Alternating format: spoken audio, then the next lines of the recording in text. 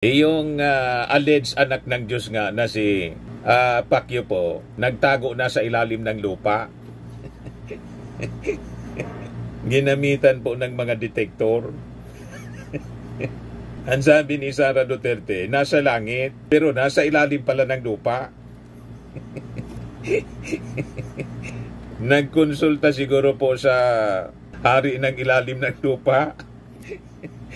Hindi pa rin makalusot, mga kababayan. Alleged anak ng Diyos na yon, appointed son of God pala, na kayang sabi niya ipatigil yung lindol, pero hindi kinaya si General Torre po. Ito pang si Atty. Roque makalusot. Naman hindi na po mag-live si Atty. Roque. Mag-upload pa ng video. Mawala na lang siguro. Kasi baka matrack kung saang lugar in-upload. May mga gamit, sophisticated na mga equipment po. Yung ating mga authorities, yung CIDG, pati yung ating yung Interpol po, malamang sa malamang. Pag lumabas, mga kababayan, si Atty. Roque para makipagkita kay Marlica, baka madamay pati si Marlica, pusasa na rin. Kalad ka rin papunta dito yung dalawa sa Pilipinas kasi may kaso na rin si Marlica.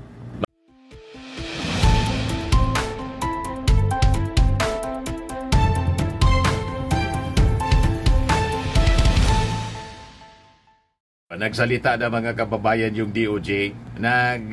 Bumuo na po ng tracker team para po sa pagsilo kay Atty. Roque.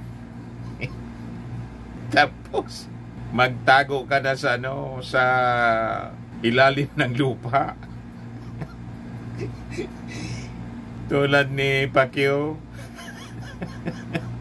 Pero si Pacquiao po nahuli pa rin. Sabi ni Sara Duterte, tinanong ng mainstream media, tingin mo niya nasaan si pastor ngayon? Nasa langit niya. O ngayon, itong si Atty.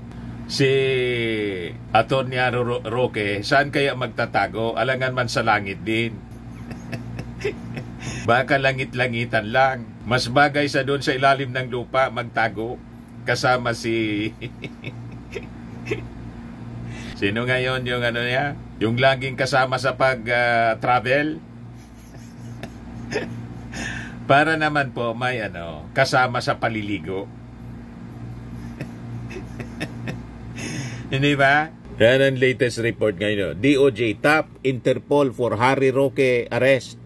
Palace denies political persecution. Hindi man po ito political persecution. Sabi ng DOJ, this is not political persecution. This is prosecution. Tama. Nililihis po sa totoong issue ni Harry Roque. File photo po ito kasi ngayon po hindi na ganyan ang itsura ni Harry Roque. Nangayayat na po. Malnourished na. Hindi na siguro makakain ng maayos. Hindi makatulog. Yun, mga kababayan, dahil sa kanyang katarantaduhan. Kaya sabi po ni DOJ Assistant Secretary Miko Clabano, we will have to go through diplomatic channels. And marami yang diplomatic channels available. Pwedeng direkta makipag-usap sa gobyerno kung saan ang accused. Pwede rin tayong dumaan sa iba't ibang international organization. Kasama na rin dyan yung Interpol.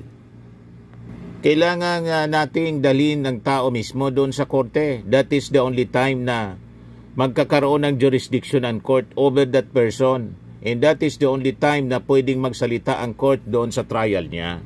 O ngayon, yung CIDG naman po, sa pamumuno ni General Torre, nag-deploy na po ng tracker teams. Talagang susundan na po yung anino ni Harry Roque. Tapos, lalo ito, mga kababayan, hindi makatulog si Atty. Harry Roque. The CIDG has deployed tracker teams nationwide to apprehend Harry Roque, Cassandra Ong, and 49 others were the subjects of a warrant of arrest for qualified trafficking in persons. The National Operational Support Unit said in a statement ngayong araw na to. Sabi dito sa balita na pinablis ng ABS-CBN, the CIDG's tracker teams are already in place and are deployed 24/7 because one of the main tasks of CIDG is manhunt and the arrest of fugitives in wanted persons nationwide. Sabi po ni CIDG Chief General Police Major General Nicolas Torre. As of early this morning, the tracker team, sabi po ni Torre, are tracking and pursuing the 51 accused subjects of the arrest warrant across the country. Rest assured that your CIDG is relentless in its campaign against wanted persons and fugitives and steadfast in implementing all laws in arrest its violators. The CIDG is dauntless. The CIDG means business, sabi po ni General Torre. Yung alleged anak ng Diyos nga na si Pacquiao po, nagtago na sa ilalim ng lupa. Ginamitan po ng mga detektor. Ang sabi ni Sara Duterte, nasa langit, pero nasa ilalim pala ng lupa. Nagkonsulta siguro po sa hari ng ilalim ng lupa. Hindi pa rin nakalusot mga kababayan. Alleged anak ng Diyos na yon, appointed son of God pala, na kayang sabi niya ipatigil yung lindol, pero hindi kinaya si General Torre po. Ito pang si Atty. Roque makalusot. Malamang hindi na po mag-live si Atty. Roque, mag-upload pa ng video, mawala na lang siguro. Kasi baka matrack kung saang lugar in-upload. May mga gamit, sophisticated na mga equipment po. Yung ating mga authorities, yung CIDG, pati yung ating yung Interpol po, malamang sa malamang. Pag lumabas mga kababayan si Atty. Roque para makipagkita kay Marlica, baka madamay pati si Marlica, pusasa na rin.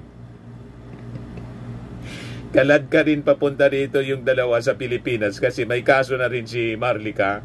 Matagal nang may kaso.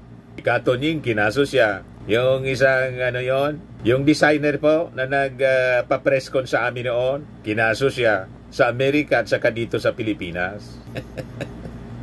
Yan kasi, ang sasama kasi ng ugali ninyo. Nasangkot kayo sa mga illegalities. Yung kaso ni napakabigat. Qualified human trafficking. Non-bailable po. Kaya pag nahuli po si Atty. Roque, tapos. Kulong mga kababayan. Dire-diretsong makukulong. Kasi walang piyansa yung kaso. Excited po yung mga netizen. Sabi rito ni Sophia Davidson, let justice prevail.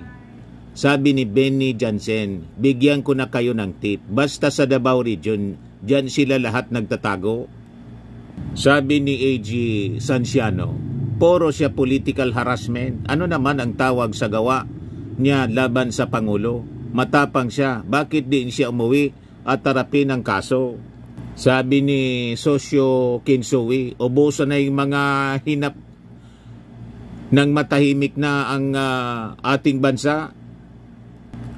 Sabi ni Marie Claire Concepcion, naalala ko yung sagot ni PBBM about sa pala.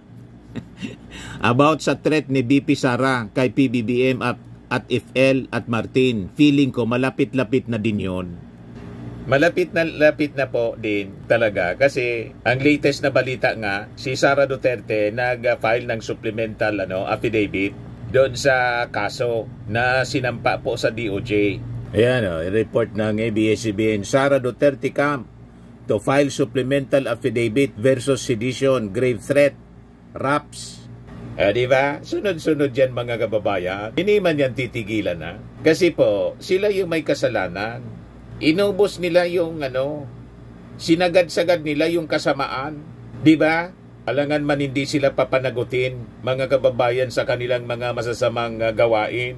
Kaya sabi po ni Antonio Velasco ni Hobla, yari ka ngayon, gandang hari, magtago ka na sa ilalim ng lupa at ukayin ka na din ni General Torre tulad ni Kibuloy.